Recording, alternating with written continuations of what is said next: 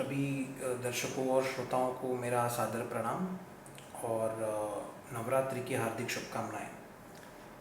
मैं डॉक्टर विराज नेवरेकर, मैं medical oncologist हूँ।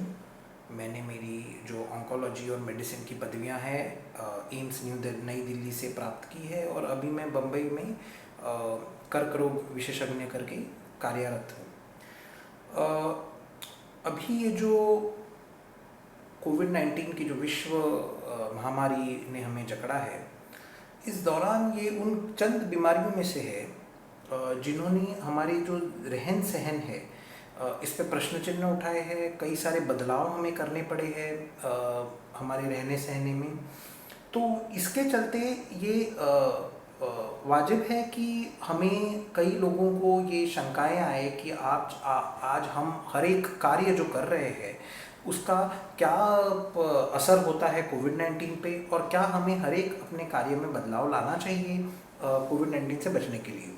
तो इसमें से अभी हम जो पावन अवसर नवरात्रि के जो पावन अवसर अभी जो आज से शुरू हुआ है उसके लिए, जैसे मैंने पहले कहा, शुभकामनाएं। इस अवसर में कई मरीज़ जो है वो कई जो लोग हैं उन्हें ये समस्याएं आती है कि इस दौरान जो हम उपवास करते हैं, फास्टिंग करते हैं, उसका क्या कोविड-19 पे कोई असर होता है। क्या कोविड-19 इस विश्व महामारी के समय पे फास्टिंग करना लाजमी है, क्या हम वो कर सकते हैं, कोई उनके दुष्परिणाम होते हैं क्या। ऐसे कई सारे सवाल जाहिर है आपके भी मन में आते होंगे और आने भी चाहिए, क्योंकि सवाल उठाना ये सतर्कता का पहला नियम होता है। तो आज इसी चैनल के वीडियो यूट्यूब चैनल के माध्यम से मैं आप तक ये समस्या का निवारण लेके पहुंचना चाहता हूं। और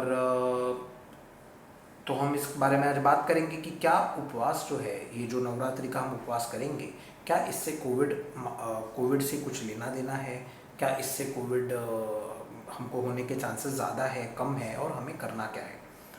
देखिए, सबसे पहले तो ये समझने वाली बात है, इसके पहले कि मैं कुछ शुरू करूं, कि कोविड-19 को आए हुए लगभग अब एक साल से थोड़ा सा कम समय हुआ है। तो इस समय में जो भी हमारे जो प्रयोग होते हैं, जो ट्रायल्स होते हैं, वो हर एक विषय में इतने कम समय में ट्रायल्स करना और ट्रायल्स के रिजल्ट आना ये मुश्किल होता है। तो हर एक चीज़ का आपको पक्का साइंटिफिक एविडेंस जिसको हम कहते हैं वो मिलना मुश्किल होता है। तो इसीलिए हम जो है कई सारे जो हमारा एग्जिस्टिंग नॉलेज है, जो हमारा ज्ञान है, उसके ज़रिए हम एडवाइस करते हैं। और ये जो हमारी सलाह है ये मरीज़ टू मरीज़ अलग होती है। तो जो मैं आपको कह रहा हूँ वो आपके केस में लाजमी होगा या नहीं, ये आपको अपनी डॉक्टर से भी अलग से पूछना पड़ेगा, लेकिन मैं एक जनरल आपको इस विषय में बताऊंगा। तो इस विषय को, जो उपवास और जो कोविड है, इसको मैं 3 भागों में बात करूंगा। नंबर 1 चीज़, उपवास और शरीर पे इसका क्या असर होता है। नंबर 2 चीज़, उपवास और कोविड का क्या कनेक्शन है। और नंबर 3 कि उपवास के बारे में जो WHO है, वर्ल्ड हेल्थ ऑर्गेनाइजेशन, उन्होंने इस बारे में क्या अपनी राय रखी है। तो सर्वप्रथम हम बात करेंगे कि उपवास का इंसान के शरीर पे क्या असर होता है। देखिए, अभी तक जितना भी साइंटिफिक एविडेंस है, विज्ञान ये कहता है कि उपवास जो हम बीच बीच में जो उपवास करते हैं वो शरीर के लिए अच्छा होता है। इसका ये कारण है कि उपवास के टाइम, मैं आपको संक्षिप्त में बताऊंगा, उपवास के टाइम पे एक जो, क्योंकि बॉडी में, शरीर में कुछ न्यूट्रिएंट्स और खाद्य पदार्थ नहीं जाते, इसलिए एक प्रोसेस शुरू होती है जिसको ऑटोफेजी कहते हैं। ऑटोफेजी का मतलब है कि वो जो सेल्स आपके शरीर में बीमार है, कमज़ोर है, जो डिफेक्टिव है, वो अपने आप मरना शुरू हो जाते हैं। तो इस के वजह से जो है आपकी इम्यूनिटी में जो है वो एक कॉम्प्लेक्स बायोकेमिकल प्रोसेस के द्वारा बढ़त होती है, आपकी इम्यूनिटी बेटर होती है। तो डेफिनेटली आप अगर फास्टिंग करते हैं, आप अगर किसी भी कारणवश उपवास करते हैं तो अच्छी बात है।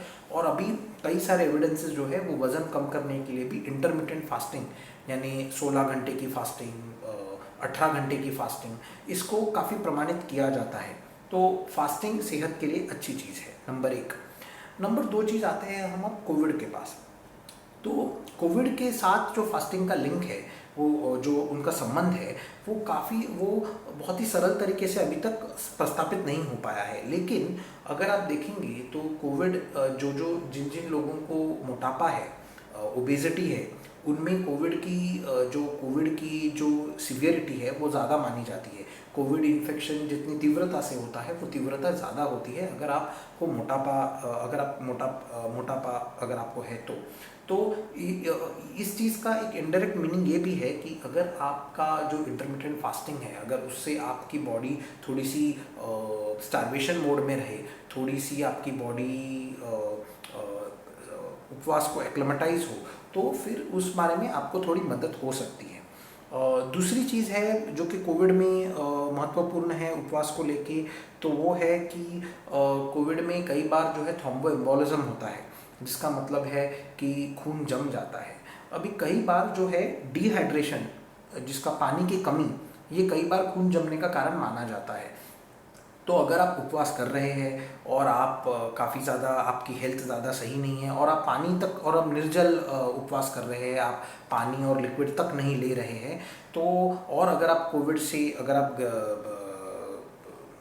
अफेक्ट होते हैं, तो कोविड अगर आपको होता है उस समय में, तो संभावना है कि आपका आपका शरीर में खून जमने की संभावना बढ़ जाती है।